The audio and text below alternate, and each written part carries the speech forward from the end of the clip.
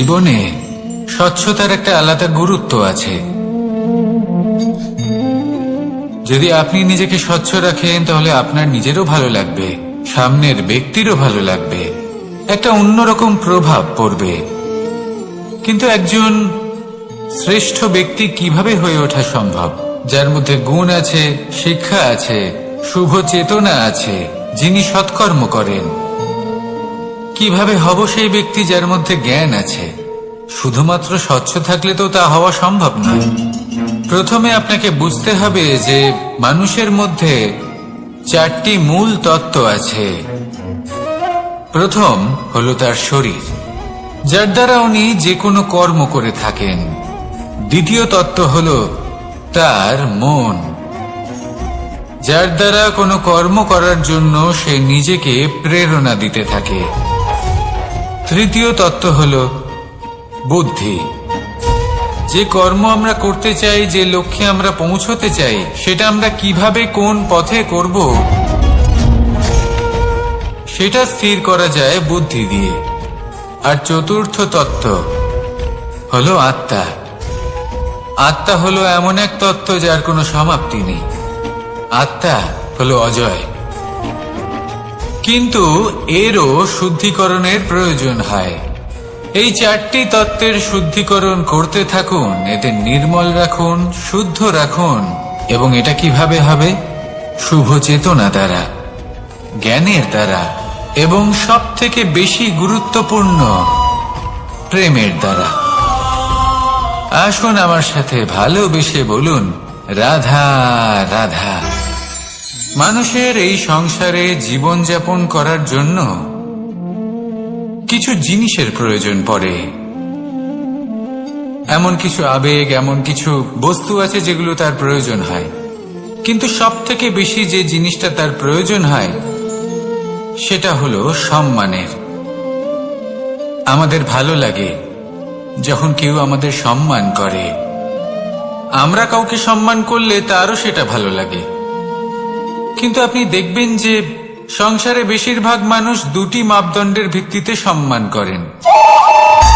হয় বয়স দেখে করেন বা উপার্জন দেখে, অর্থাৎ সেই ব্যক্তি কতটা উপার্জন করেন।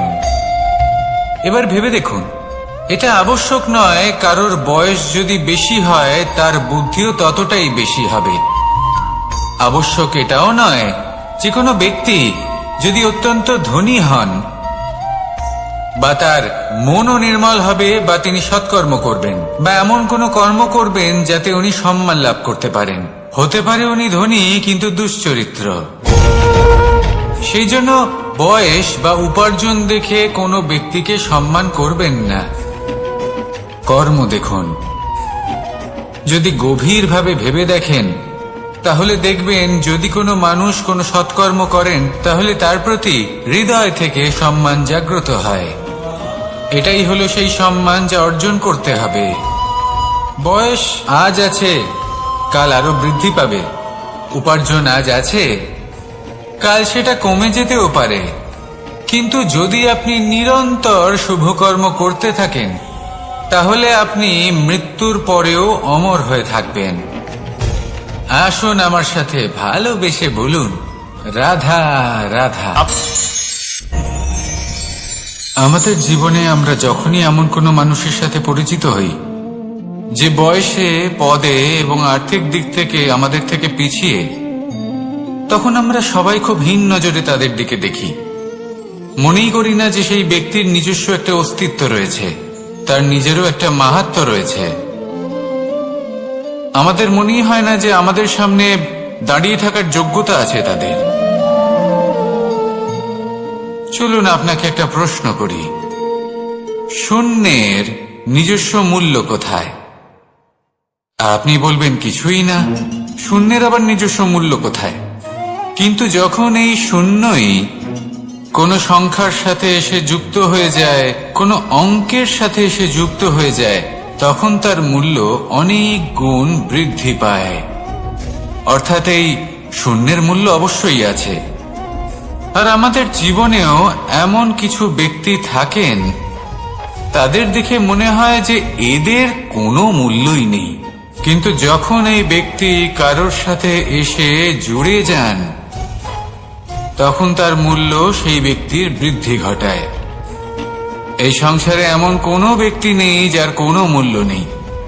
যদি আমরা ধনুকের কথা বলি, তাহলে তার জন্য একটি দড়ির প্রয়োজন হয়, যেটি প্রত্যঞ্চা হিসেবে ব্যবহৃত হয়। যদি এই প্রত্যঞ্চা না থাকে, তাহলে ধনুকের কোনো মূল্যই থাকে না।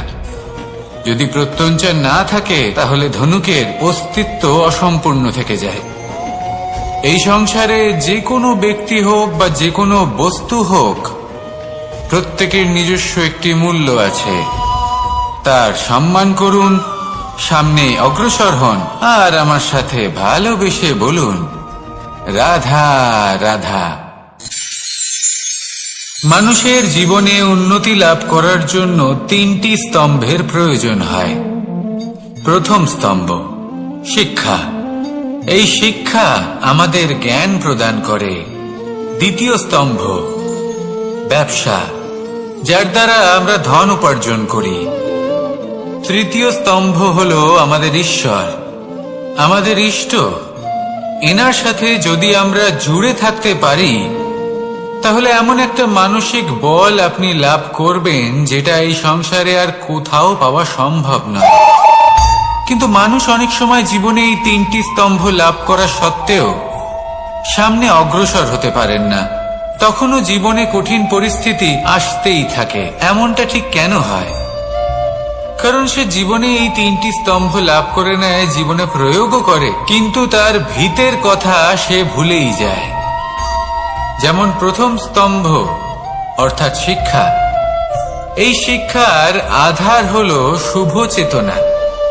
যদি অন্তরে শুভ চেতনা না থাকে, তাহলে এই শিক্ষার কোনো গুরুত্ব থাকে না। দ্বিতীয় স্তম্ভ ব্যবসা।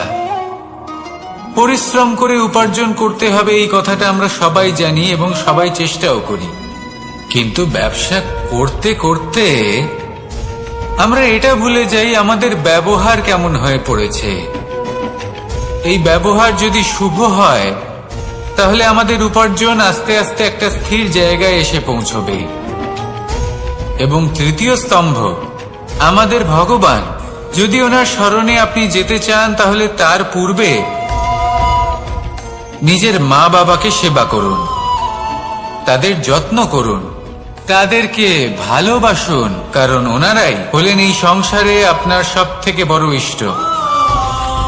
তাহলে 3 স্তম্ভের সাথে সাথে তাদের আধারকেও নিজের জীবনে প্রাধান্য দিন। কোনো সমস্যা আসবে না, জীবনে একের পর এক উন্নতি করবেন এবং এই মন প্রসন্ন হয়ে বলবে, রাধা রাধা। সুখ, দুঃখ এবং শক্তি, এই 3 হলো এই সংসারের ত্রিদেবের মতো। আমাদের জীবনে যা কিছু ঘটছে, এই 3টির ভিত্তির উপরেই হচ্ছে। আসলে এই সংসারের একটা নিয়ম আছে। যখনই আপনি কিছু লাভ করেন, এই সংসার আপনার পরীক্ষা নেয়।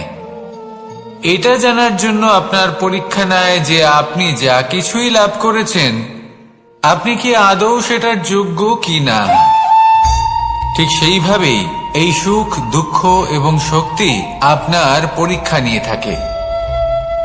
যখন সুখ আসে, তখন সে আপনার পরীক্ষা নেয় যে আপনার মধ্যে অহংবোধ জাগ্রত হয়নি তো। যদি অহংবোধ চলে আসে, তাহলে সুখ সেখানেই সঙ্গ ত্যাগ করে। দুঃখ আপনার ধৈর্যের পরীক্ষা নিতে থাকে, আর যদি আপনার মধ্যে ধৈর্য না থাকে, তাহলে এটা আপনাকে আরো বেশি দুঃখের গভীর অন্ধকারে ঠেলে দেবে। সেখানে শক্তি পরীক্ষা নেয় আপনার বিনম্রতার। যদি আপনি বিনম্র না হন, তাহলে হয় এই শক্তি আপনার সঙ্গ ত্যাগ করবে, নয় এই শক্তি বিনম্রতার অভাবে আপনার পতনের কারণ হতে পারে। এই সংসারে যে কোনো ব্যক্তি যিনি এই পরীক্ষায় উত্তীর্ণ হয়ে থাকেন, এই জীবনে তিনি সাফল্য লাভ করেন। আসুন আমার সাথে ভালোবেসে বলুন, রাধা রাধা।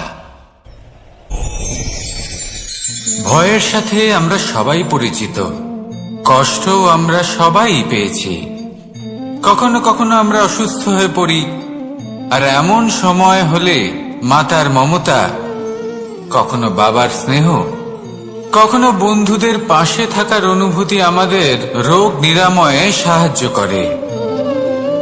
কখনো যদি আমরা নিরাশ হয়ে পড়ি, তখন যদি আমাদের কোনো আপনজন আমাদের দুটো ভালো কথা বলে, তখন আমাদের মনোবল বেড়ে যায়। ঠিক তেমন সংসারের এই রঙ্গমঞ্চে যদি আপনি পীড়িত অনুভব করেন, কিছু শুভ কথা আলোচনা করুন, কিছু স্তুতি গান করুন, কিছু মুহূর্তের জন্য হলেও নিজের ইষ্টদেবের কথা স্মরণ করুন আর প্রার্থনা করুন। সাহস বাড়বে, শক্তিও বৃদ্ধি পাবে এবং সামনে এগিয়ে চলার পথও দেখতে পাবেন। তখন এই মন প্রসন্ন হয়ে বলবে, রাধা রাধা। মানুষের জীবনে উন্নতি লাভ করার জন্য 3টি স্তম্ভের প্রয়োজন হয়। প্রথম স্তম্ভ শিক্ষা। এই শিক্ষা আমাদের জ্ঞান প্রদান করে। দ্বিতীয় স্তম্ভ ব্যবসা, যার দ্বারা আমরা ধন উপার্জন করি। তৃতীয় স্তম্ভ হলো আমাদের ঈশ্বর, আমাদের ইষ্ট। এনার সাথে যদি আমরা জুড়ে থাকতে পারি, তাহলে এমন একটা মানসিক বল আপনি লাভ করবেন যেটা এই সংসারে আর কোথাও পাওয়া সম্ভব নয়। কিন্তু মানুষ অনেক সময় জীবনে এই 3টি স্তম্ভ লাভ করা সত্ত্বেও সামনে অগ্রসর হতে পারেন না। তখনও জীবনে কঠিন পরিস্থিতি আসতেই থাকে। এমনটা ঠিক কেন হয়? কারণ সে জীবনে এই 3টি স্তম্ভ লাভ করে নেয়, জীবনে প্রয়োগও করে, কিন্তু তার ভিতের কথা সে ভুলেই যায়। যেমন প্রথম স্তম্ভ অর্থাৎ শিক্ষা। এই শিক্ষার আধার হলো শুভ চেতনা। যদি অন্তরে শুভ চেতনা না থাকে, তাহলে এই শিক্ষার কোনো গুরুত্ব থাকে না। দ্বিতীয় স্তম্ভ ব্যবসা। পরিশ্রম করে উপার্জন করতে হবে, এই কথাটা আমরা সবাই জানি এবং সবাই চেষ্টাও করি। কিন্তু ব্যবসা করতে করতে আমরা এটা ভুলে যাই আমাদের ব্যবহার কেমন হয়ে পড়েছে। এই ব্যবহার যদি শুভ হয়, তাহলে আমাদের উপার্জন আস্তে আস্তে একটা স্থির জায়গায় এসে পৌঁছবে। এবং তৃতীয় স্তম্ভ আমাদের ভগবান। যদি ওনার স্মরণে আপনি যেতে চান, তাহলে তার পূর্বে নিজের মা বাবাকে সেবা করুন, তাদের যত্ন করুন, তাদেরকে ভালোবাসুন, কারণ ওনারাই হলেন এই সংসারে আপনার সব থেকে বড় ইষ্ট। তাহলে 3 স্তম্ভের সাথে সাথে তাদের আধারকেও নিজের জীবনে প্রাধান্য দিন। কোনো সমস্যা আসবে না, জীবনে একের পর এক উন্নতি করবেন এবং এই মন প্রসন্ন হয়ে বলবে, রাধা রাধা। সুখ, দুঃখ এবং শক্তি, এই 3 হলো এই সংসারের ত্রিদেবের মতো। আমাদের জীবনে যা কিছু ঘটছে এই 3টির ভিত্তির উপরেই হচ্ছে। আসলে এই সংসারের একটা নিয়ম আছে। যখনই আপনি কিছু লাভ করেন, এই সংসার আপনার পরীক্ষা নেয়। এটা জানার জন্য আপনার পরীক্ষা নেয় যে আপনি যা কিছুই লাভ করেছেন, আপনি কি আদৌ সেটার যোগ্য কি না। ঠিক সেইভাবেই এই সুখ, দুঃখ এবং শক্তি আপনার পরীক্ষা নিয়ে থাকে। যখন সুখ আসে, তখন সে আপনার পরীক্ষা নেয় যে আপনার মধ্যে অহংবোধ জাগ্রত হয়নি তো। যদি অহংবোধ চলে আসে, তাহলে সুখ সেখানেই সঙ্গ ত্যাগ করে। দুঃখ আপনার ধৈর্যের পরীক্ষা নিতে থাকে, আর যদি আপনার মধ্যে ধৈর্য না থাকে, তাহলে এটা আপনাকে আরো বেশি দুঃখের গভীর অন্ধকারে ঠেলে দেবে। সেখানে শক্তি পরীক্ষা নেয় আপনার বিনম্রতার। যদি আপনি বিনম্র না হন, তাহলে হয় এই শক্তি আপনার সঙ্গ ত্যাগ করবে, নয় এই শক্তি বিনম্রতার অভাবে আপনার পতনের কারণ হতে পারে। এই সংসারে যে কোনো ব্যক্তি যিনি এই পরীক্ষায় উত্তীর্ণ হয়ে থাকেন, এই জীবনে তিনি সাফল্য লাভ করেন। আসুন আমার সাথে ভালোবেসে বলুন, রাধা রাধা। ভয়ের সাথে আমরা সবাই পরিচিত, কষ্টও আমরা সবাই পেয়েছি। কখনো কখনো আমরা অসুস্থ হয়ে পড়ি, আর এমন সময় হলে মাতার মমতা, কখনো বাবার স্নেহ, কখনো বন্ধুদের পাশে থাকার অনুভূতি আমাদের রোগ নিরাময়ে সাহায্য করে। কখনো যদি আমরা নিরাশ হয়ে পড়ি, তখন যদি আমাদের কোনো আপনজন আমাদের দুটো ভালো কথা বলে, তখন আমাদের মনোবল বেড়ে যায়। ঠিক তেমন সংসারের এই রঙ্গমঞ্চে যদি আপনি পীড়িত অনুভব করেন,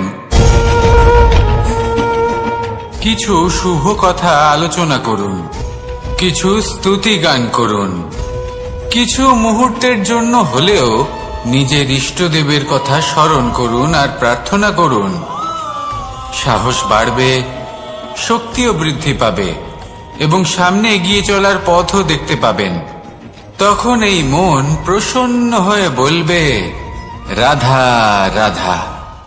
এই সংসারে কখনো কোনো ব্যক্তিকে তার বাইরের পোশাক দেখে বিচার করার চেষ্টা করবেন না, এটা খুব বড় ভুল করবেন। যেমন আমরা জীবনে অনেক সময় এমন করি, ধরুন কোথাও একটা গাছ দেখলাম, খুব বিশাল আকারের একটা গাছ, যেটা মাটির থেকে অনেক উঁচুতে পৌঁছে গেছে, যার বিশাল শাখা আছে। সেগুলো দেখে আমরা ভাবি যে এই গাছে হয়তো কত সুস্বাদু ফল আছে। আমরা সেই গাছের পরিচর্যা করতে থাকি। আবার অন্যদিকে হলো একটি তৃণ, যেটা মাটি থেকে কিছুটা উঁচুতে পৌঁছেছে, কিন্তু সেই তৃণর নিচে, মাটির নিচে অত্যন্ত সুস্বাদু ফল বা সবজি জন্ম নেয়, যা আমাদের স্বাস্থ্যের পক্ষে অত্যন্ত উপকারী। সেই জন্য কখনো আবরণ দেখে কাউকে বিচার করতে চেষ্টা করবেন না। তার বদলে এটা বোঝার চেষ্টা করুন যে আপনার সামনে যে ব্যক্তি আছে বা বস্তু আছে, তার বিশেষত্ব কি। যদি এই বিশেষত্ব বোঝার ক্ষমতা আপনি অর্জন করেন, যদি এই শিল্প আপনি নিজের ভেতরে জাগ্রত করেন, তাহলে এই সংসারে বিশেষত্ব কি সেটা আপনি জানতে পারবেন। আর এই সমস্ত খেলা দৃষ্টি থেকে নয়, দৃষ্টিভঙ্গি থেকে জন্ম নেয়। দৃষ্টিভঙ্গি সবসময় শুভ রাখুন আর আমার সাথে ভালোবেসে বলুন, রাধা রাধা। যখন আমরা কোনো বনে প্রবেশ করি, তখন এই সবুজ ঘাস দেখে, এই কোমল ঘাস দেখে আমাদের মন প্রফুল্ল হয়ে ওঠে। ভিন্ন ভিন্ন প্রজাতির ফুল, ভিন্ন ভিন্ন রঙের ফুল দেখে এই মন আনন্দে ভরে ওঠে। এখানে শিশুরা আনন্দ লাভ করে, বড়রা ভোজন গ্রহণ করেন, কথাবার্তা বলেন, হাঁটাহাঁটি করে বেড়ান। এবার ভেবে দেখুন, যখন এই উপবনের নির্মাণ হয়েছিল, সেই সময় যদি এই মাটিকে সঠিকভাবে খনন না করা হতো, যদি তাতে সঠিকভাবে বীজ রোপণ না করা হতো, যদি কোনো সংঘর্ষ না হতো, পরিশ্রম না করা হতো, যদি চলতে চলতে পায়ে কাঁটা না বিঁধে যেত, তাহলে এই সুন্দর বন দেখে আমরা কি এই আনন্দ লাভ করতে পারতাম? কখনোই নয়। ধরুন কোনো নদীর তটে সুন্দর একটি বন আছে, সেই বনের আনন্দ লাভ করতে গেলে আপনাকে সেই নদী পার করতেই হবে। যদি সুখের নদীর কাছে পৌঁছতে চান, তাহলে তটে যে কাঁটা রয়েছে সেগুলোর সাথে সংঘর্ষ করতেই হবে। এই সংসারে যদি আপনি সুখ লাভ করতে চান, তাহলে সুখ লাভের এই যাত্রা শুরু করতে হবে সংঘর্ষ দ্বারা। তাহলে সংঘর্ষকে স্বাগত জানান, এর পেছনেই সুখ রয়েছে যা আপনার জন্য অপেক্ষা করছে। এবার হাসুন আর আমার সাথে ভালোবেসে বলুন, রাধা রাধা। মানুষ সুখী জীবন যাপনের প্রতি এতটাই অভ্যস্ত হয়ে পড়ে যে একটা ছোট্ট সমস্যা এলেই সে সবার থেকে সাহায্য চাইতে শুরু করে দেয়। সে সাহায্য লাভও করে এবং সেই সংকট থেকে সে বেরিয়েও আসে। কিন্তু এই সাহায্য কিছু মুহূর্তের, আর কিছু মুহূর্তের হলো এই দুঃখ।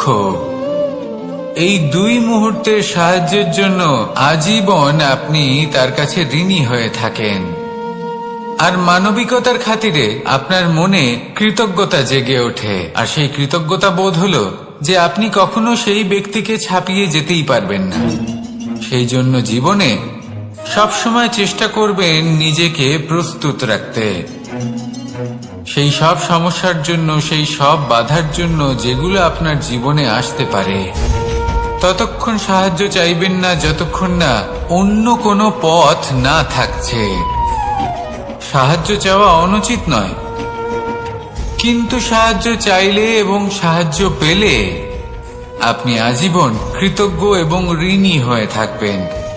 আর তারপর একদিন আপনি পরিবর্তন দেখতে পাবেন যে কিভাবে আপনি ছোট ছোট সমস্যার জন্য সাহায্য না চেয়ে বড় বড় সমস্যার সম্মুখীন হতে প্রস্তুত হয়ে গেছেন। এটাই হলো সংসারের নীতি। এটাই পালন করুন আর আমার সাথে ভালোবেসে বলুন, রাধা রাধা। আপনি কখনো কাউকে পর্বতে আরোহণ করতে দেখেছেন? বা আপনি কখনো নিজে কোনো পর্বতে আরোহণ করেছেন? করে থাকলে আপনি এই বিষয়ে অবশ্যই জানবেন যে যখন আমরা শিখরের দিকে এগোই, ওপরের দিকে এগিয়ে চলি, তখন আমাদের একটু ঝুঁকে পথ চলতে হয়। তখনই আমরা সেই পর্বত আরোহণ করতে পারি। কিন্তু যে ব্যক্তি নিচের দিকে ফিরে আসছেন, তিনি কিন্তু ঝুঁকে চলেন না, তিনি দৃঢ়ভাবে সোজা হয়ে নিচে নামেন। এই ভারসাম্য বজায় রাখার এই খেলাতে সংসারের একটা সার লুকিয়ে রয়েছে। যদি আপনিও জীবনে উঁচুতে উঠতে চান, শিখরে পৌঁছতে চান, তাহলে আপনাকেও নত হয়ে বিনম্র হয়ে সামনে এগোতে হবে। সেখানে যদি আপনি বুক চিতিয়ে উদ্ধতভাবে অহংকার বোধ নিয়ে চলতে থাকেন, সেখান থেকেই আপনাকে নিচে নামতে হবে। কোনো ব্যক্তি তার বিনম্র স্বভাব দেখেই বোঝা যায় যে সেই ব্যক্তি সাফল্যের শিখর দেশে আরোহণ করছে নাকি নিচে তথা খাদের দিকে যাত্রা করছে। তাই সব সময় বিনম্র থাকুন, শ্রেষ্ঠ কর্ম করুন, পরিশ্রম করুন, আর আমার সাথে জড়িত নিদ্রা মানুষের জীবনের একটা অত্যন্ত গুরুত্বপূর্ণ সুখ এবং প্রয়োজনীয়তাও। দেখতে গেলে এই সংসারের প্রত্যেক পশু পাখি, প্রত্যেক জীব অবশ্যই নিদ্রা প্রাপ্ত করেন, কিন্তু মানুষ, যার মধ্যে বিচার বিবেচনা করার শক্তি অন্যদের থেকে অনেক বেশি, তার কিন্তু ঘুমের কিছু সমস্যা অবশ্যই হয়। কি বলেন? তাই তো। এবার এর কারণ কি? চিন্তা। এবার চিন্তা আমাদের সবার জীবনে আছে। আমরা সকলে জানি যে চিন্তা কখনো আমাদের সাহায্য করে না, তাও আমাদের জীবনে আছে। কেন? চিন্তার মাধ্যমে কি কখনো কোনো সমস্যার সমাধান হয়েছে? অর্থের চিন্তা করলে কি অর্থ লাভ হয়? ভবিষ্যতের চিন্তা করলে কি ভবিষ্যৎ ঠিক হয়ে যায়? স্বাস্থ্যের চিন্তা করলে কি স্বাস্থ্য নিজে থেকেই ঠিক হয়? হয় না। তাহলে এই সব কিছু থেকে আমাদের একটা ছোট্ট শিক্ষা অবশ্যই লাভ করা উচিত। আপনিও আপনার কাঁধ থেকে চিন্তার এই বোঝা নামিয়ে ফেলুন। আর ইচ্ছে, এই সব ইচ্ছে একত্রিত হয়ে আমাদের মনে চিন্তা উৎপন্ন করে। তাই এই চিন্তাগুলিকে ত্যাগ করুন। প্রকৃতির প্রেমের উপর বিশ্বাস রাখুন।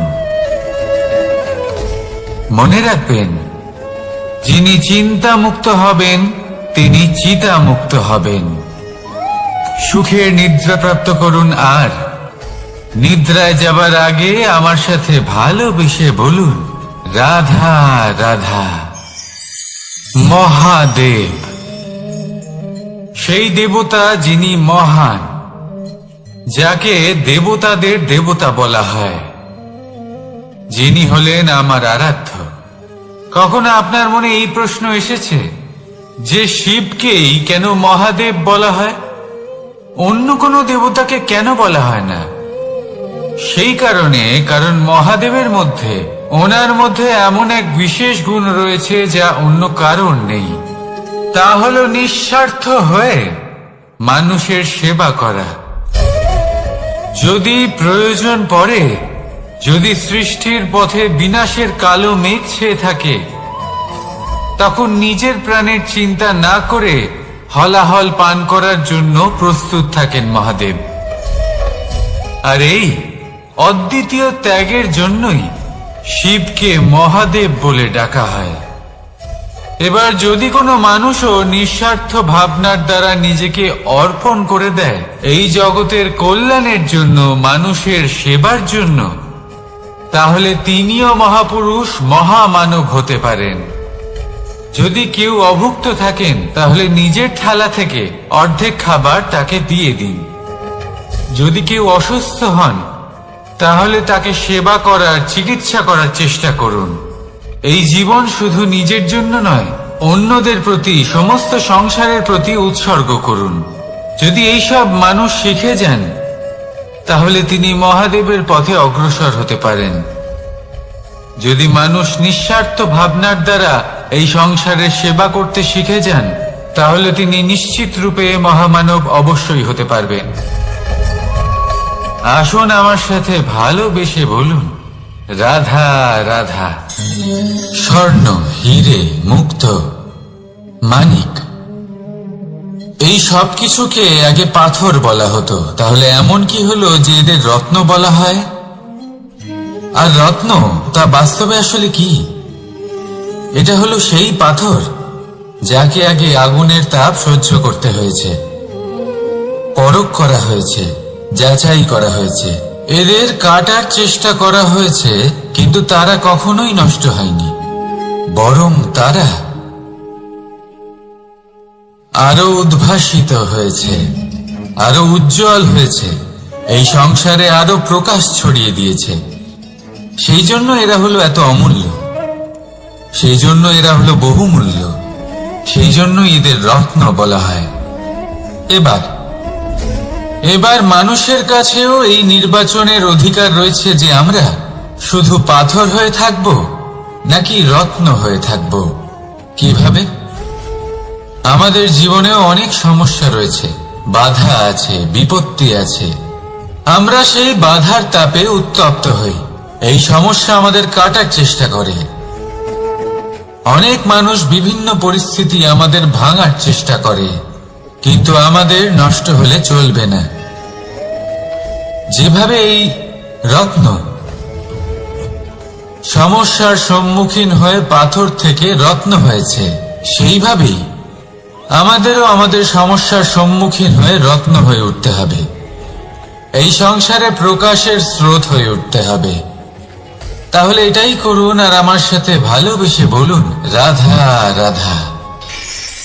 সংসারে সব থেকে বড় শক্তি আসলে কি? কেউ বলবেন শারীরিক শক্তি, কেউ বলবেন অস্ত্রের শক্তি, কেউ বলবেন জ্ঞানের শক্তি। ঠিক আছে, কিন্তু যদি আমি বলি সংসারের সব থেকে বড় শক্তি হলো শক্তি কোনো এক তথ্যের, আগে হ্যাঁ, তথ্য। এই তথ্য নিজেই কিন্তু খুব শক্তিশালী, অত্যন্ত শক্তিশালী অস্ত্র হলো এই তথ্য। আর সত্যি বলতে, অনুচিত তথ্যের থেকে অনেক বেশি ঘাতক হলো অসম্পূর্ণ তথ্য। যেরকম আজ শাম্ব রুক্মির সাথে করেছে, ওকে অসম্পূর্ণ তথ্য দিয়েছে, তার ফলে বিনাশ হলো। যদি এইভাবেই আপনার কাছেও কোনো অসম্পূর্ণ তথ্য আসে, আর যদি আপনি তা পরখ না করে দেখেন, যাচাই না করে দেখেন, আর নিজের কর্ম করেন, তাহলে উত্থানের বদলে আপনি পতনের সম্মুখীন হবেন। বিকাশের বদলে আপনার বিনাশ হয়ে যাবে।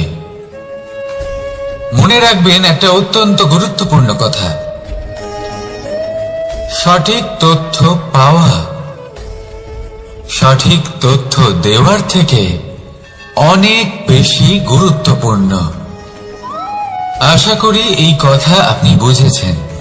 জীবনে যখনই কোনো তথ্য আপনি পাবেন, সেই বিষয়ে ভেবে দেখুন, পরখ করে দেখুন, যাচাই করুন, তারপর নিজের কর্ম করুন। আর আমার সাথে ভালোবেসে বলুন, রাধা রাধা। ধর্ম এবং প্রেম, এই দুই হলো একই মুদ্রার দুই পিঠ। যদি এদের মধ্যে কোনোটা নষ্ট হয়ে যায়, তাহলে দ্বিতীয়টাও থাকে না। কখনো ভেবেছেন এমন কেন হয়? তার জন্য আগে আপনাকে বুঝতে হবে যে ধর্ম আসলে কি। ধর্ম সেটাই যা এই সংসারের প্রত্যেক মানুষকে একে অপরের সাথে সুখ এবং শান্তিতে থাকতে প্রেরণা যোগায়। এই প্রেরণার আধার হলো প্রেম। প্রেম সেটাই যা আপনার মধ্যে অন্য কারোর প্রতি করুণাবোধ জাগিয়ে তোলে, সম্মান জাগিয়ে তোলে। এবার যদি প্রেম চলে যায়, তাহলে সবার আগে বিনাশ হবে সম্মান আর করুণাবোধের। এবার যেখানে না প্রেম রয়েছে, না সম্মান রয়েছে, না করুণা রয়েছে, সেখানে ধর্ম কিভাবে বাস করবে? অশুভ ইচ্ছে জাগ্রত হয়ে ওঠে, ক্রোধ জাগ্রত হয়ে ওঠে, অহংকার জাগ্রত হয়ে ওঠে, আর তারপর আরম্ভ হয় অধর্মের। তাই যা যা ভাবনা আপনার অন্তরে প্রবেশ করছে করতে দিন, কিন্তু যাই হোক না কেন এই প্রেমকে নিজের থেকে দূরে যেতে দেবেন না। এই প্রেমকে চিরকাল নিজের কাছে রাখুন, নিজের হৃদয়। আর এই প্রেম ভাব নিয়ে বলুন, রাধা রাধা। মানুষের জীবনে উন্নতি লাভ করার জন্য তিনটি স্তম্ভের প্রয়োজন হয়। প্রথম স্তম্ভ শিক্ষা। এই শিক্ষা আমাদের জ্ঞান প্রদান করে। দ্বিতীয় স্তম্ভ ব্যবসা, যার দ্বারা আমরা ধন উপার্জন করি। তৃতীয় স্তম্ভ হলো আমাদের ঈশ্বর, আমাদের ইষ্ট। এনার সাথে যদি আমরা জুড়ে থাকতে পারি, তাহলে এমন একটা মানসিক বল আপনি লাভ করবেন যেটা এই সংসারে আর কোথাও পাওয়া সম্ভব নয়। কিন্তু মানুষ অনেক সময় জীবনে এই তিনটি স্তম্ভ লাভ করা সত্ত্বেও সামনে অগ্রসর হতে পারেন না। তখনও জীবনে কঠিন পরিস্থিতি আসতেই থাকে। এমনটা ঠিক কেন হয়? কারণ সে জীবনে এই তিনটি স্তম্ভ লাভ করে নেয়, জীবনে প্রয়োগও করে, কিন্তু তার ভিতের কথা সে ভুলেই যায়। যেমন প্রথম স্তম্ভ অর্থাৎ শিক্ষা। এই শিক্ষার আধার হলো শুভ চেতনা। যদি অন্তরে শুভ চেতনা না থাকে, তাহলে এই শিক্ষার কোনো গুরুত্ব থাকে না। দ্বিতীয় স্তম্ভ ব্যবসা। পরিশ্রম করে উপার্জন করতে হবে, এই কথাটা আমরা সবাই জানি এবং সবাই চেষ্টাও করি। কিন্তু ব্যবসা করতে করতে আমরা এটা ভুলে যাই আমাদের ব্যবহার কেমন হয়ে পড়েছে। এই ব্যবহার যদি শুভ হয়, তাহলে আমাদের উপার্জন আস্তে আস্তে একটা স্থির জায়গায় এসে পৌঁছবে। এবং তৃতীয় স্তম্ভ আমাদের ভগবান। যদি ওনার স্মরণে আপনি যেতে চান, তাহলে তার পূর্বে নিজের মা বাবাকে সেবা করুন, তাদের যত্ন করুন, তাদেরকে ভালোবাসুন, কারণ ওনারাই হলেন এই সংসারে আপনার সবথেকে বড় ইষ্ট। তাহলে তিন স্তম্ভের সাথে সাথে তাদের আধারকেও নিজের জীবনে প্রাধান্য দিন। কোনো সমস্যা আসবে না, জীবনে একের পর এক উন্নতি করবেন এবং এই মন প্রসন্ন হয়ে বলবে, রাধা রাধা। সুখ, দুঃখ এবং শক্তি, এই তিন হলো এই সংসারের ত্রিদেবের মতো। আমাদের জীবনে যা কিছু ঘটছে এই তিনটির ভিত্তির উপরই হচ্ছে। আসলে এই সংসারের একটা নিয়ম আছে। যখনই আপনি কিছু লাভ করেন, এই সংসার আপনার পরীক্ষা নেয়। এটা জানার জন্য আপনার পরীক্ষা নেয় যে আপনি যা কিছুই লাভ করেছেন, আপনি কি আদৌ সেটার যোগ্য কি না। ঠিক সেইভাবেই এই সুখ, দুঃখ এবং শক্তি আপনার পরীক্ষা নিয়ে থাকে। যখন সুখ আসে তখন সে আপনার পরীক্ষা নেয় যে আপনার মধ্যে অহংবোধ জাগ্রত হয়নি তো। যদি অহংবোধ চলে আসে তাহলে সুখ সেখানেই সঙ্গ ত্যাগ করে। দুঃখ আপনার ধৈর্যের পরীক্ষা নিতে থাকে, আর যদি আপনার মধ্যে ধৈর্য না থাকে তাহলে এটা আপনাকে আরো বেশি দুঃখের গভীর অন্ধকারে ঠেলে দেবে। সেখানে শক্তি পরীক্ষা নেয় আপনার বিনম্রতার। যদি আপনি বিনম্র না হন তাহলে হয় এই শক্তি আপনার সঙ্গ ত্যাগ করবে, নয় এই শক্তি বিনম্রতার অভাবে আপনার পতনের কারণ হতে পারে। এই সংসারে যে কোনো ব্যক্তি যিনি এই পরীক্ষায় উত্তীর্ণ হয়ে থাকেন, এই জীবনে তিনি সাফল্য লাভ করেন। আসুন আমার সাথে ভালোবেসে বলুন, রাধা রাধা। ভয়ের সাথে আমরা সবাই পরিচিত, কষ্ট আমরা সবাই পেয়েছি। কখনো কখনো আমরা অসুস্থ হয়ে পড়ি, আর এমন সময় হলে মাতার মমতা, কখনো বাবার স্নেহ, কখনো বন্ধুদের পাশে থাকার অনুভূতি আমাদের রোগ নিরাময়ে সাহায্য করে। কখনো যদি আমরা নিরাশ হয়ে পড়ি, তখন যদি আমাদের কোনো আপনজন আমাদের দুটো ভালো কথা বলে, তখন আমাদের মনোবল বেড়ে যায়। ঠিক তেমন সংসারের এই রঙ্গমঞ্চে যদি আপনি পীড়িত অনুভব করেন, কিছু শুভ কথা আলোচনা করুন, কিছু স্তুতি গান করুন, কিছু মুহূর্তের জন্য হলেও নিজের ইষ্টদেবের কথা স্মরণ করুন আর প্রার্থনা করুন। সাহস বাড়বে, শক্তিও বৃদ্ধি পাবে এবং সামনে এগিয়ে চলার পথও দেখতে পাবেন। তখন এই মন প্রসন্ন হয়ে বলবে, রাধা রাধা। এই সংসারে কখনো কোনো ব্যক্তিকে তার বাইরের পোশাক দেখে বিচার করার চেষ্টা করবেন না, এটা খুব বড় ভুল করবেন।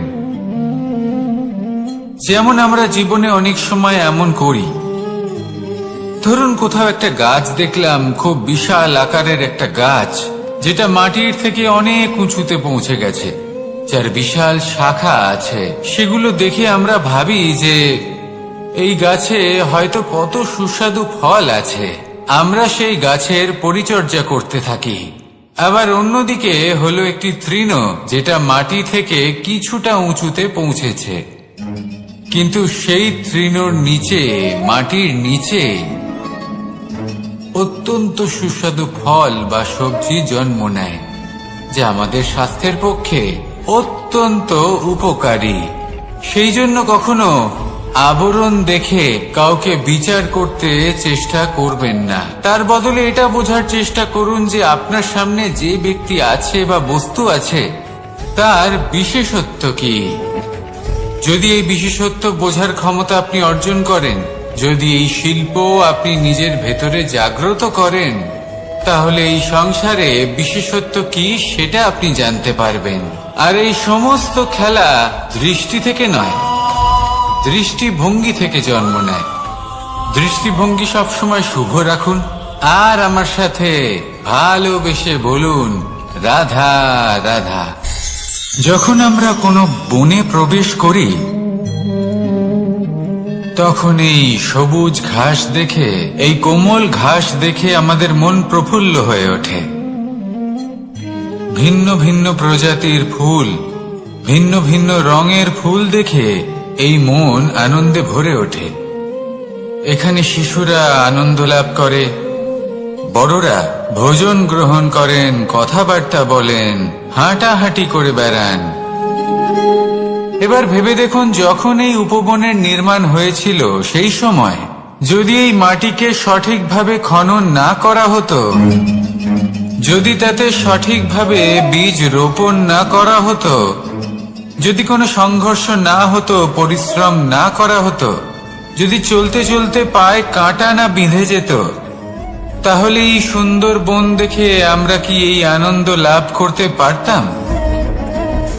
কখনোই নয়। ধরুন কোনো নদীর তটে সুন্দর একটি বন আছে, সেই বনের আনন্দ লাভ করতে গেলে আপনাকে সেই নদী পার করতেই হবে। যদি সুখের নদীর কাছে পৌঁছতে চান তাহলে তটে যে কাঁটা রয়েছে সেগুলোর সাথে সংঘর্ষ করতেই হবে। এই সংসারে যদি আপনি সুখ লাভ করতে চান তাহলে সুখ লাভের এই যাত্রা শুরু করতে হবে সংঘর্ষ দ্বারা। তাহলে সংঘর্ষকে স্বাগত জানান, এর পেছনেই সুখ রয়েছে যা আপনার জন্য অপেক্ষা করছে। এবার হাসুন আর আমার সাথে ভালোবেসে বলুন, রাধা রাধা। আমাদের মনে যখন কোনো প্রশ্ন ওঠে, কোনো দ্বন্দ্ব জাগে, তখন আমরা যাই আমাদের গুরুর কাছে, আমাদের আরাধ্যের কাছে গিয়ে জিজ্ঞেস করি। এইভাবেই একদিন আমি পৌঁছলাম আমার আরাধ্যের কাছে, আমার মহাদেবের কাছে, আর ওনাকে প্রশ্ন করলাম যে মহাদেব, জীবনে আনন্দ পাওয়ার, উৎসব পালনের, প্রেম ভাগ করে নেবার, জীবনকে উপভোগ করে নেওয়ার সর্বশ্রেষ্ঠ সময় কোনটা? মহাদেব হাসলেন আর উনি বললেন, জীবনে উৎসব পালনের সব থেকে শ্রেষ্ঠ দিন হল মৃত্যুর ঠিক আগের দিনটা। প্রেম ভাগ করে নেওয়ার সব থেকে শ্রেষ্ঠ মুহূর্ত হল মৃত্যুর ঠিক আগের মুহূর্ত। জীবনকে উপভোগ করে নেওয়ার সর্বশ্রেষ্ঠ প্রহর হল মৃত্যুর এক প্রহর পূর্বে। তখন আমি চমকে গেলাম। আমি বললাম, কিন্তু মহাদেব, মৃত্যু তো অনিশ্চিত, আমরা জানিও না কবে আমাদের মৃত্যু হবে। মহাদেব আবার হাসলেন। উনি বললেন যে যদি আমরা এভাবে জীবন কাটাই যে আমরা জীবনের প্রত্যেক দিন, প্রত্যেক মুহূর্ত, প্রত্যেক প্রহর শেষ বলে মনে করি, তাহলে আমাদের সমস্ত জীবন আনন্দের সাথেই অতিবাহিত হবে। কি বলেন?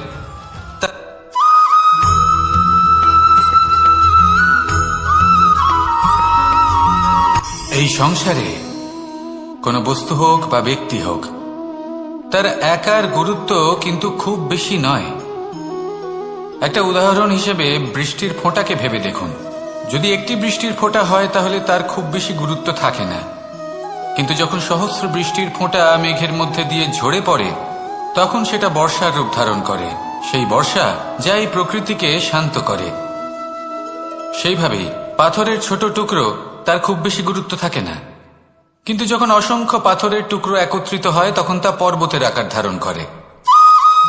সেইভাবেই কিছু মানুষ যখন একত্রিত হন তখন তৈরি হয় পরিবার, কিছু পরিবার যখন একত্রিত হয় তখন তৈরি হয় সমাজ, যখন অনেক সংখ্যক সমাজ একত্রিত হয় তখন তৈরি হয় রাজ্য। এবার এই রাজ্যের সব থেকে গুরুত্বপূর্ণ ব্যক্তি হতে পারেন রাজা, কিন্তু তাও সেই রাজা একা কিছু করতে পারেন না।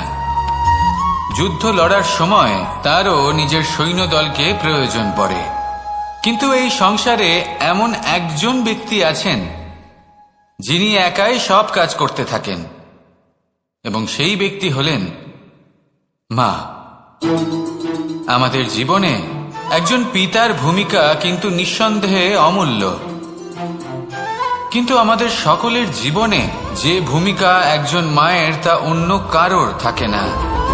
একজন মা একাই সন্তানকে বড় করতে পারেন, সংস্কারী করে তুলতে পারেন, তার জন্য পরিশ্রম করেন। আর এত কিছু কাজ করার পরেও তার কাজের জন্য তিনি প্রশংসা অবশ্য পান না। উল্টে যদি সেই সন্তান অনুচিত পথে চালিত হয়, অনুচিত কর্ম করে, তখন সেই মাকেই অপবাদের পাত্র হয়ে উঠতে হয়। আমাদের জীবনে মায়ের যোগদান কতটা সেটা বুঝুন। আপনাকে বড় করে তোলার জন্য উনি কতটা পরিশ্রম করেছেন সেটা বুঝুন। আজ থেকে, এখন থেকে, এই মুহূর্ত থেকে মাকে সম্মান করতে শিখুন। যখন সময় পাবেন, যখন সুযোগ হবে, তখন তার প্রশংসা করুন, ওনারও ভালো লাগবে।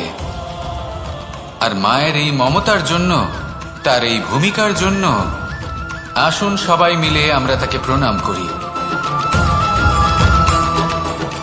আর সকলে মিলে ভালোবেসে বলি, রাধা রাধা।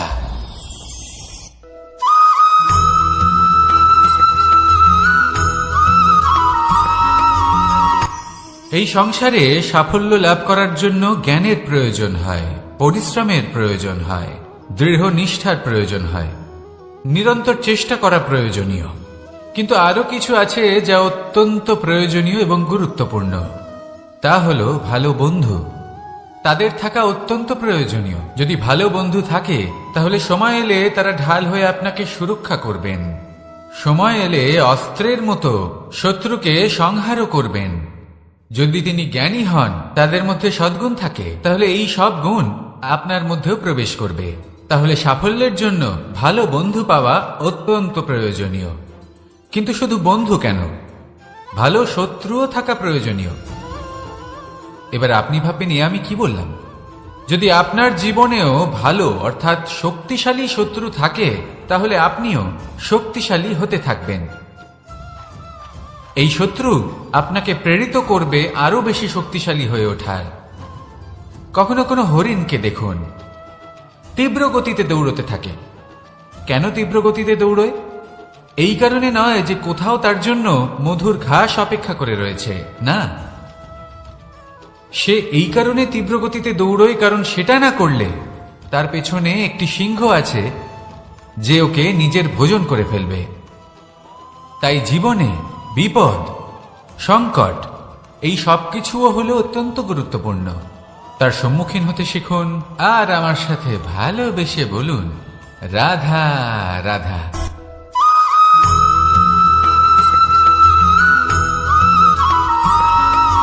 কথায় আছে, প্রত্যেক পুত্র তার পিতার প্রতিচ্ছবি হয়, আর সমস্ত প্রতিচ্ছবি চায় যেন সে তার অস্তিত্ব প্রাপ্ত করতে পারে।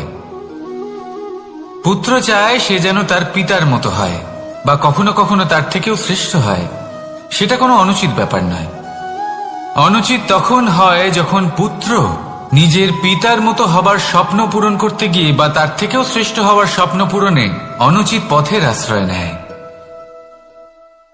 কারণ তারপরে সে তার পিতার গুণগুলি আত্মসাৎ করতে চায় না। সে শুধুই এটা চায় যে সংসারের চোখে যেন আমি শ্রেষ্ঠ প্রমাণিত হই। এটা অনুচিত। সংসারে এমন অনেক মানুষ আছেন যারা এই কারণে শ্রেষ্ঠ হবার চেষ্টা করেন যাতে তার পরিবারের তার পিতার সম্মান বৃদ্ধি পায়। এমনও মানুষ থাকেন, আর এটাই হলো পার্থক্য উদ্দেশ্যের। মনে রাখবেন, যদি আপনার উদ্দেশ্য শুভ হয় তাহলে পথও শুভ হবে। যদি আপনার উদ্দেশ্য অশুভ হয় তাহলে পথও অশুভ হবে। তাহলে নিজের পিতার মতো হবার চেষ্টা অবশ্যই করুন, তার থেকেও শ্রেষ্ঠ হওয়ার চেষ্টা অবশ্যই করুন। কিন্তু মনে রাখবেন, আপনার সংকল্প আর আপনার উদ্দেশ্য এই দুই শুভ হওয়া উচিত। তাহলে আসুন আর আমার সাথে ভালোবেসে বলুন, রাধা রাধা।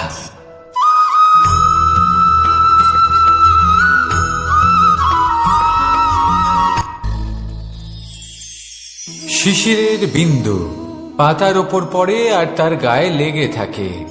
পাতা তাকে শুষে নিতে পারে না, আর শেষ পর্যন্ত সে ঝরে পড়ে যায়। অন্যদিকে রয়েছে মেঘ এবং চাতক। এদের মধ্যে অনেক দূরত্ব থাকে। মেঘ থাকে আকাশে আর চাতক থাকে ধরিত্রীতে। কিন্তু যখন এই মেঘ থেকে বৃষ্টি ঝরে পড়ে, এই চাতক কিন্তু সেই জলই পান করে, নয়তো সে তৃষ্ণার্ত থেকে যায়। এবার অন্যদিকে দেখলাম শিশির বিন্দু আর পাতার এই সম্পর্ক। এরা খুব কাছাকাছি থাকে, ঘনিষ্ঠও থাকে। অন্যদিকে রয়েছে মেঘ এবং চাতকের সম্পর্ক, যাদের মধ্যে অনেক দূরত্ব থাকা সত্ত্বেও তারা খুব ঘনিষ্ঠ, তাই না? এই সারমর্ম খুব সরল। এই নৈকট্য, এই দূরত্ব, তা আপনার সম্পর্কে প্রভাব কিছুতেই ফেলতে পারে না। এই নৈকট্য, এই দূরত্ব, এইসব হলো শুধুমাত্র মনের ব্যাপার। কখনো আপনি অনুভব করেছেন আপনি কারোর থেকে অনেক অনেক দূরে আছেন, অনেক দূরে আছেন, তাও সেই ব্যক্তির প্রতি আপনি টান অনুভব করেন। সেখানে আপনি কারোর সাথে প্রত্যেক দিন অতিবাহিত করেন, সমস্ত জীবন অতিবাহিত করেন, সব থেকে বেশি সময় তার সাথে অতিবাহিত করেন, তাও তার প্রতি সেই টান অনুভব করেন না। এই সংকেত হলো মনের দূরত্বের। তাহলে মনের এই দূরত্ব দূর করুন আর আমার সাথে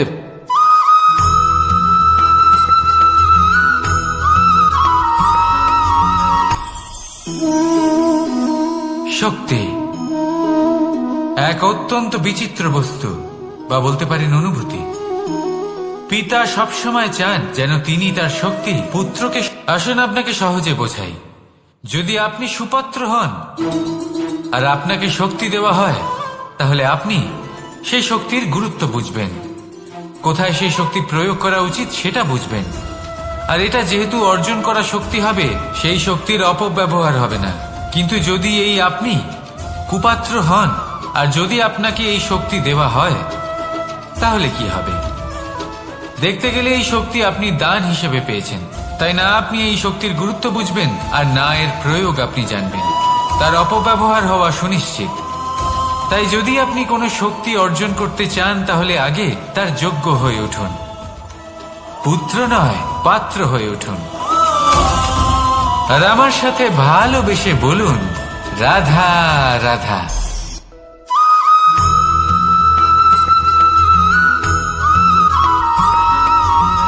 ভালো, শুধু ওনাদের কঠোর ব্যবহার দেখলে আমরা একটু ভয় পেয়ে যাই। এবার ওনাদের এই কঠোর ব্যবহার আমাদের ভালো না লাগলেও অত্যন্ত আবশ্যক, কারণ মাতার থেকে আমরা যে শক্তি লাভ করি তা যেন নিয়ন্ত্রণ হারিয়ে বিধ্বংসী না হয়ে ওঠে। আমরা যেন কোনো কুপথে না চলে যাই, আমরা কখনো যেন দোষ না করে ফেলি। শুধু সেই জন্য পিতা এবং গুরু একটু কঠোর হয়ে ওঠেন, এবং ওনাদের এই কঠোর আচরণ ভবিষ্যতে গিয়ে আমরা অবশ্যই বুঝতে পারি। জীবনে কিছু বছর আমরা এগিয়ে যাই আর তারপর আমরা বুঝতে পারি যে বাবা এবং গুরু আমাদের যথেষ্ট ভালোবাসতেন, কিন্তু ওনাদের ভালোবাসার বহিঃপ্রকাশ আলাদা। প্রয়োজনীয় হলো এটা দেখার, এটা বোঝার যে শুরু থেকে আমাদের প্রতি ওনাদের আচরণ কেমন ছিল। ওনাদের কঠোর হওয়ার পেছনে ওনাদের ভালোবাসাটা বোঝার চেষ্টা করুন, ওনাদের চিন্তাটা বোঝার চেষ্টা করুন, ওনাদের পথপ্রদর্শনের আড়ালে আপনার ভবিষ্যতের জন্য যে পরিকল্পনা ওনারা করেছেন সেটা বোঝার চেষ্টা করুন। তখন আপনারা বুঝতে পারবেন ওনাদের ভালোবাসাকে। আপনার মনের মধ্যে আপনা থেকেই ওনাদের প্রতি সম্মান জেগে উঠবে। নিজের পিতা এবং নিজের গুরু এই দুজনের প্রতি কৃতজ্ঞতা প্রকাশ করুন আর আমার সাথে ভালোবেসে বলুন, রাধা রাধা।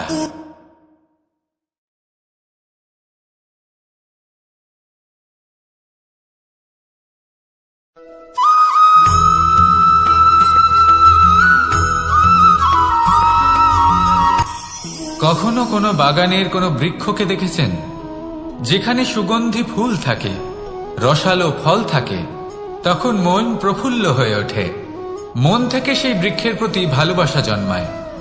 কিন্তু যিনি বাগানের মালিক, শুধুমাত্র তিনিই জানেন যে কিভাবে এই বৃক্ষকে আগলে রাখতে হয়, কিভাবে তার পরিচর্যা করলে এতে সুন্দর সুগন্ধি ফুল হবে, রসালো ফল হবে। কখনো কখনো প্রয়োজনের থেকে বেশি রোদ পেলে এই বৃক্ষগুলি শুকিয়ে যায়, প্রয়োজনের থেকে কম রোদ পেলেও এই বৃক্ষ কিন্তু শুকিয়ে যায়। প্রয়োজনের থেকে কম জল যদি পায়, এই বৃক্ষ শুকিয়ে যেতে পারে। প্রয়োজনের থেকে অতিরিক্ত জল যদি পায়, তখনও এই বৃক্ষের শিকড়গুলি নষ্ট হয়ে যেতে পারে। এবার এটাই কিন্তু আমাদের সংসারের সাথেও হয়। আমাদের সংসারের সকল প্রতিভাশালী ব্যক্তি, যেমন লেখক, বিচারক, প্রবক্তা, যোদ্ধা, এদের সবার ক্ষেত্রে এই কথাটাই প্রযোজ্য। যদি বেশি প্রশংসা করা হয়, তাহলেও এরা হারিয়ে যাবেন। প্রয়োজনের থেকে বেশি যদি নিন্দা করা হয়, তখনও তারা নত হয়ে পড়বেন।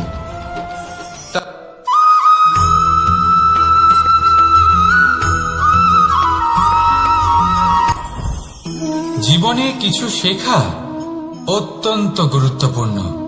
এবার কি কি শিখতে হবে, সেই সব শেখানোর জন্য অনেক শিক্ষক রয়েছেন, কিন্তু কি শিখবেন না আর কি করবেন না, এটা আমাদের নিজের অভিজ্ঞতা দিয়ে শিখতে হয়।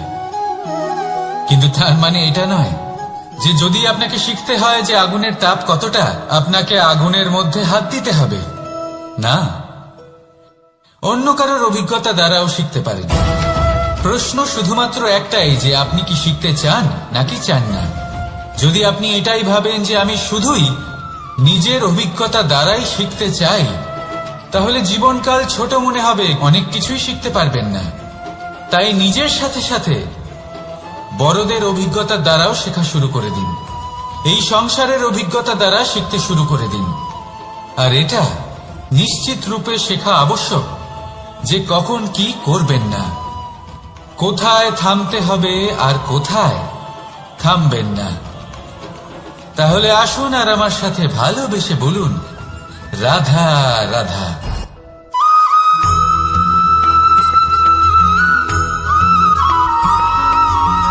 এই সংসারে সবথেকে বেশি কোমল বস্তু হল রেশম। এই রেশম এতটাই কোমল হয় যে এর পুরো একটা থান শুধুমাত্র একটা হাতে ধরা সম্ভব। কখনো ভেবে দেখেছেন এই রেশম কিভাবে হয়? একটি কীট তার লালার দ্বারা উৎপন্ন হয়।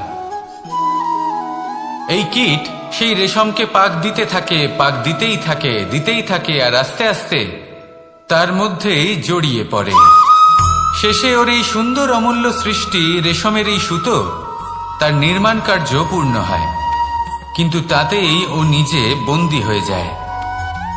নিজেরই মায়াজালের এই বন্দী গৃহে নিজেই ফেঁসে যায়। এবার এই সুতোকে ব্যবহারযোগ্য করে তোলার জন্য এই কীটগুলিকে এই কবচের সাথেই ফুটন্ত জলে ফেলে দেওয়া হয়। এই সংসারে যদি আমাদের স্বপ্ন এই সংসারের দুঃখ হরণ করার জন্য, এই সংসারে সুখ বিতরণ করার জন্য হয়, তবেই আমাদের প্রগতি সম্ভব। যদি আমাদের এই স্বপ্ন শুধুই আমাদের এবং আমাদের স্বার্থ সিদ্ধির জন্য হয়, তাহলে এই স্বপ্ন আমাদের অন্ধ করে দেবে, আমাদের অন্ধকারের পথে নিয়ে যাবে, আর আমরাও সেই কীটের মতো হয়ে যাব। নিজেদেরই মায়াজালে আমরা নিজেই ফেঁসে যাব, আর শেষে আমরা যদি কিছু লাভ করি তা হবে একাকিত্ব, অন্ধকারময় মৃত্যু। তাই স্বপ্ন অবশ্যই দেখুন, কিন্তু এমন ভাবে স্বপ্ন দেখবেন না যে তার এই বন্দিগৃহে আপনি নিজেই ফেঁসে গেলেন। স্বপ্ন দেখুন পরোপকারে।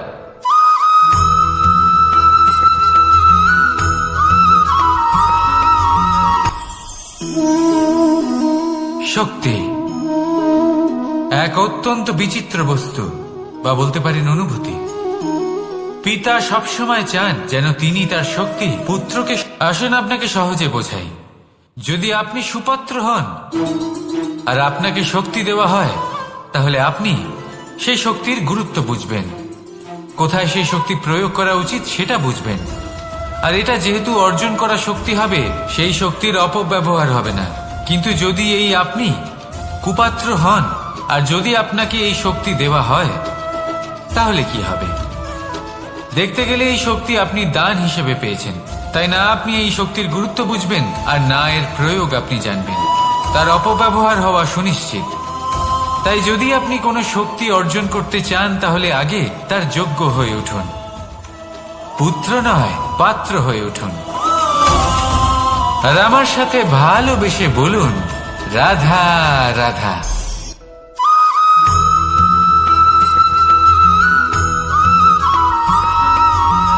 এই সংসারে প্রত্যেক মানুষ এটাই চান যে তিনি যেন ধনবান হন, আর্থিক অবস্থা তার ভালো থাকে, ওনার বাড়িতে লক্ষ্মীর আগমন হয়। কিন্তু সেটা হবে কি করে, সেটাই হলো প্রশ্ন। কেউ বলেন যে যদি পরিশ্রম করো তাহলে ধন অর্জন সম্ভব, কেউ বলেন যে যদি বিদ্যা লাভ হয় তবেই ধন অর্জন সম্ভব, কেউ বলেন যে যদি বলশালী হও তবেই সম্পন্ন থাকবে।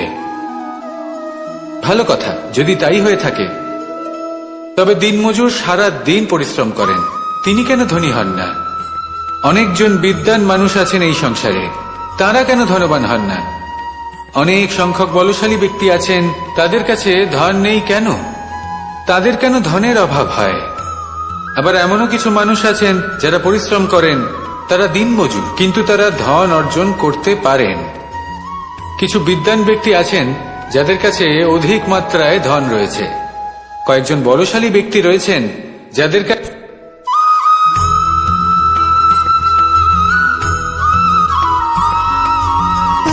সুখ, দুঃখ এবং শক্তি, এই তিন হলো এই সংসারের ত্রিদেবের মতো। আমাদের জীবনে যা কিছু ঘটছে এই তিনটির ভিত্তির উপরেই হচ্ছে। আসলে এই সংসারের একটা নিয়ম আছে, যখনই আপনি কিছু লাভ করেন এই সংসার আপনার পরীক্ষা নেয়। এটা জানার জন্য আপনার পরীক্ষা নেয় যে আপনি যা কিছুই লাভ করেছেন আপনি কি আদৌ সেটার যোগ্য কিনা। ঠিক সেইভাবেই এই সুখ, দুঃখ এবং শক্তি আপনার পরীক্ষা নিয়ে থাকে। যখন সুখ আসে তখন সে আপনার পরীক্ষা নেয় যে আপনার মধ্যে অহংবোধ জাগ্রত হয়নি তো।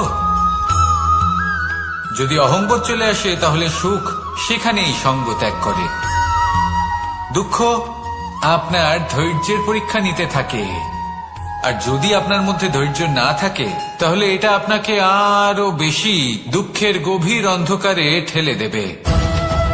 সেখানে শক্তি পরীক্ষা নেয় আপনার বিনম্রতার। যদি আপনি বিনম্র না হন তাহলে হয় এই শক্তি আপনার সঙ্গ ত্যাগ করবে, নয় এই শক্তি বিনম্রতার অভাবে আপনার পতনের কারণ হতে পারে। এই সংসারে যে কোনো ব্যক্তি যিনি এই পরীক্ষায় উত্তীর্ণ হয়ে থাকেন এই জীবনে তিনি সাফল্য লাভ করেন। আসুন আমার সাথে ভালোবেসে বলুন, রাধা রাধা।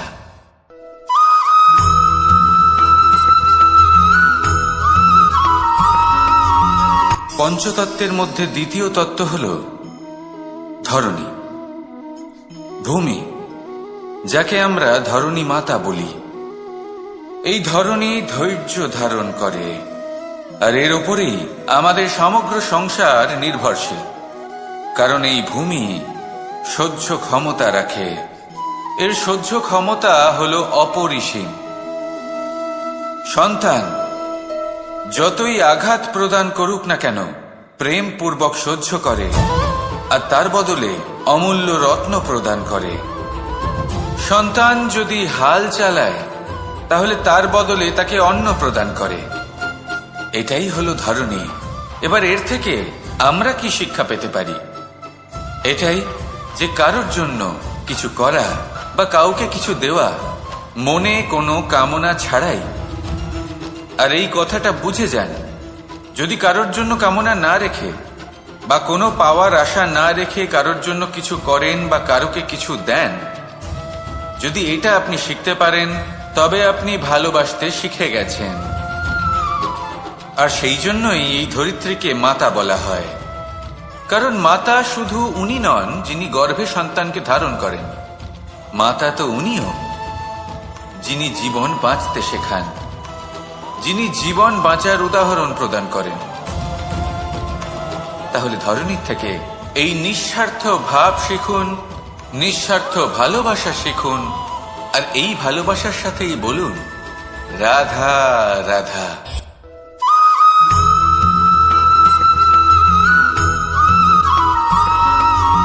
মানুষ জন্মগ্রহণ করে, তার সাথে ভয়েরও জন্ম হয়।